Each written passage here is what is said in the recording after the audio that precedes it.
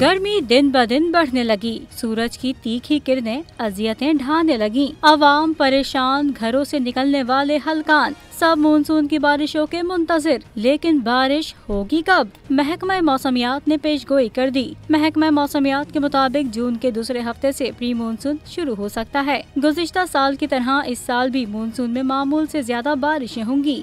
मौसमियाती तब्दीलियों के बायस इस साल भी सबसे ज्यादा सिंध और बलूचिस्तान ज्यादा मुतासिर होंगे। दूसरी जानिब अंदरूनी सिंध और जनूबी पंजाब के कई शहर शदीद गर्मी की लपेट में हैं। महकमा मौसमियात के मुताबिक ये सूरत हाल रवां हफ्ते इसी तरह बरकरार रहेगी।